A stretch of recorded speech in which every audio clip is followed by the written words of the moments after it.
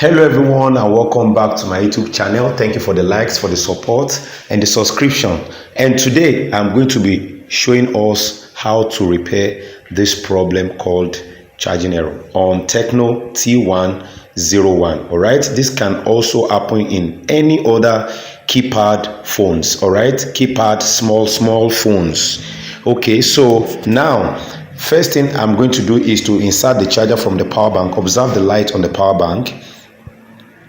The light is going to trip off. As you can see, the light is off right now and the charging logo is still showing on the phone, on the Tecno mobile phone, right on the screen. All right, in a few minutes you're going to see what problem this phone is having right now, and the problem is having is charging error. All right, it's having charging error, which is going to pop up right now. Observe the light on the power bank is off, right? That means the phone is having a fake charging. That's it.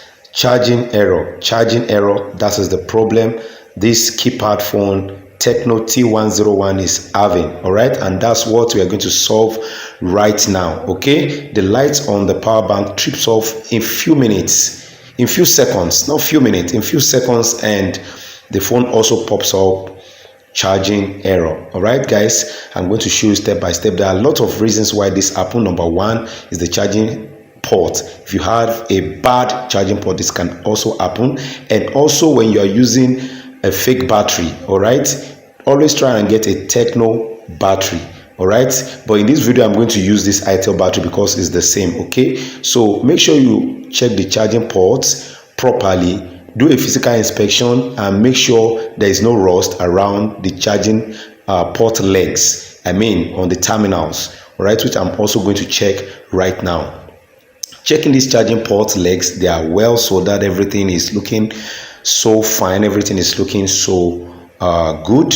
All right, so now what we are going to do now is to insert the power bank. Always have a power bank just right beside you. You can easily get good information from the power bank as well because the light shows. All right, let's take a reading on the PCB, on the battery connector. All right, don't mind the way I'm holding my probes. Just look at that.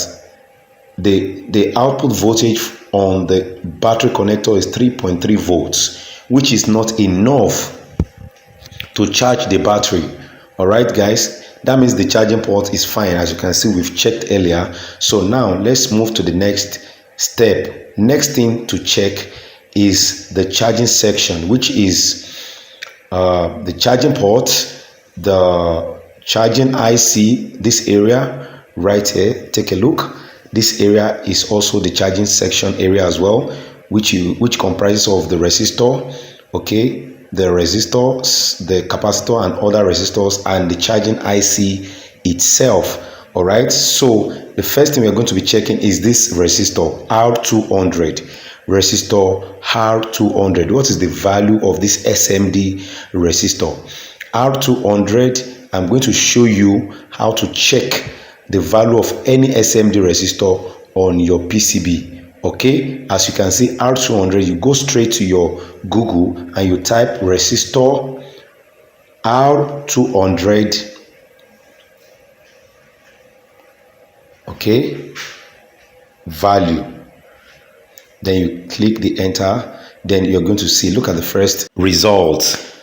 Okay, it says the 4-digit SMD resistor code to R200 stands for 0.2 ohms.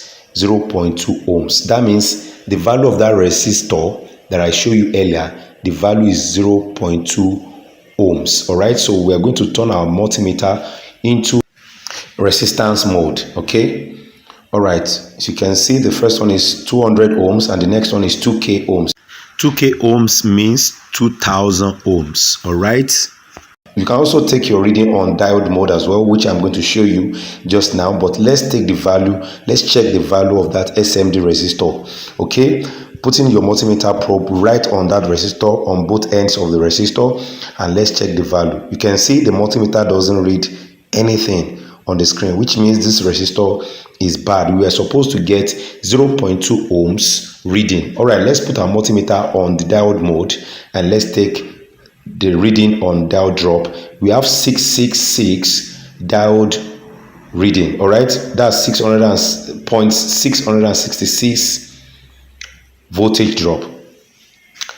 Now remember, 0.2 ohms is the actual value that the resistor should be. Now let me grab a donor board and get my resistor on it. All right, because this donor board also carries the same resistor, so I'm going to remove that resistor on that donor board and put it right. Guys, make sure you hit the like button and subscribe to this channel for more amazing tips and tricks. All right, I'm going to use my soldering iron and not the rework air station because I don't want much heat on that PCB.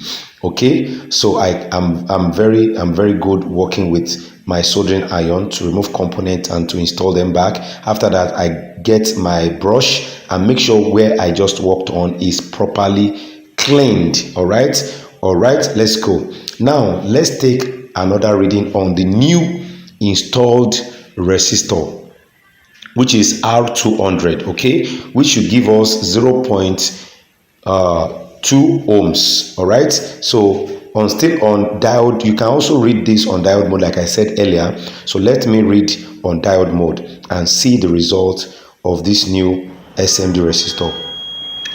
And as you can see, this is 0.2 ohms reading.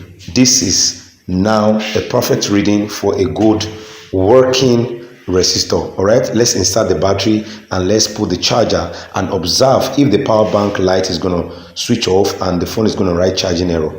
As you can see, the power bank retains the light, which means there is a good connection between the charging IC and the component around it and the power bank as well. So this gives us a positive result. That means the problem is solved. Ladies and gentlemen, don't forget to hit the like button and subscribe to this channel. All right, let's take another reading, another voltage reading. After we have coupled the phone and the resistor that was the problem has been changed. All right, so let's compare the difference in the previous reading to this new reading. Let's see if there is going to be a difference. All right, guys, don't rush and change the charging IC. Guys, now look at the new reading, 4.2, which is the perfect voltage to charge the battery. All right, don't always rush to remove the charging IC or to change the charging IC. Get your multimeter and take proper reading. Guys, I hope you have learned in this video. See you in my next video. Cheers.